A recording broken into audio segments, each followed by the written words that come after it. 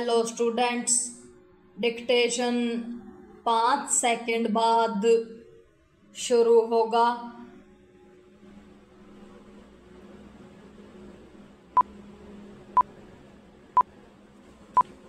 Start.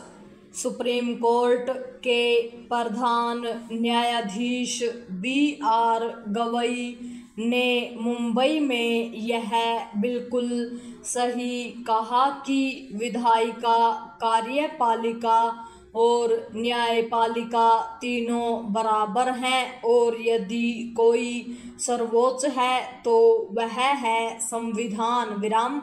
यह बात पहले भी अनेक बार कही जा चुकी है, लेकिन कार्यपालिका एवं न्यायपालिका में टकराव की स्थिति बनती रही है।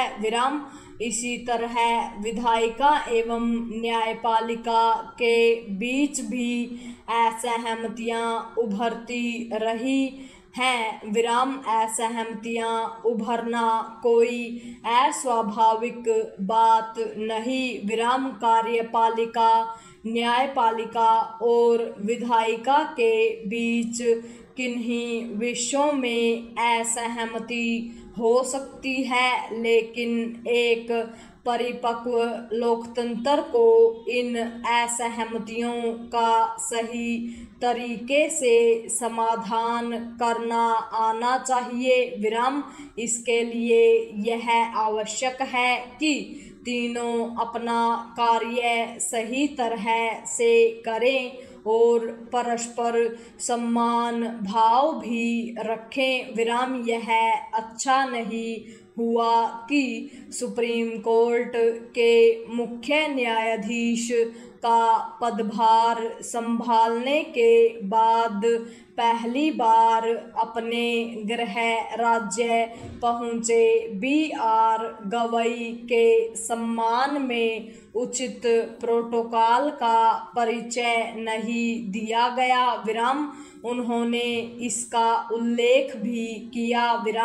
अच्छी बात यह रही कि संबंधित अधिकारियों ने अपनी भूल सुधार ली। पैरा मुख्य न्यायाधीश ने संविधान की सर्वोच्चता को लेकर जो कुछ कहा, उस पर यदि देश में नए सिरे से बहस होती है तो यह अच्छा ही होगा, क्योंकि चाहे विधायिका हो या कार्यपालिका अथवा न्यायपालिका, तीनों प्राय अपना कार्य सही तरीके से करती हुई नहीं दिखाई देती। इस सच से मुंह नहीं मोड़ा जाना चाहिए कि विधायिका के कामकाज प्रश्न खड़े करने वाले हैं। कार्यपालिका की कार्य प्रणाली में अनेक विसंगतियां हैं। इसी तरह न्यायपालिका भी कई खामियों से ग्रस्त है।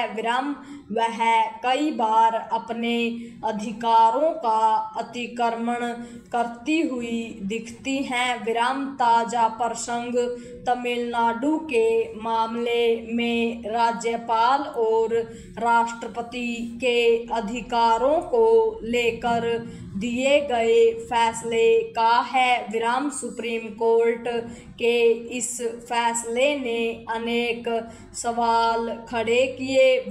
तमिलनाडु मामले में सुप्रीम कोर्ट का फैसला केवल इसलिए हैरान करने वाला नहीं था कि उसने राज्यपाल एवं राष्ट्रपति की संविधान प्रदत्त शक्तियों को सीमित करने का काम किया, बल्कि इसलिए भी है कि यह फैसला 2 जजों की पीठ ने सुनाया।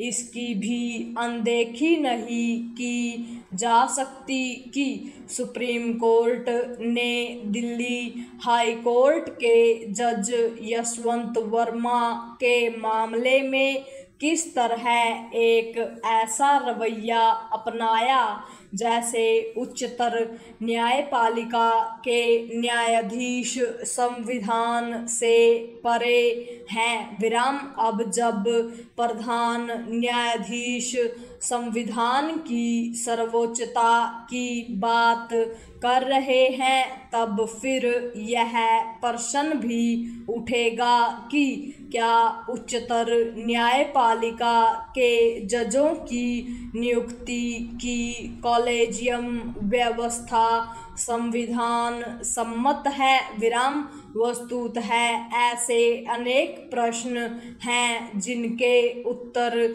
सुप्रीम कोर्ट से अपेक्षित हैं। विराम। बेहतर होगा कि न्यायपालिका, विधायिका एवं कार्यपालिका अपने समक्ष उपस्थित प्रश्नों पर आत्मचिंतन करें। पूर्ण विराम।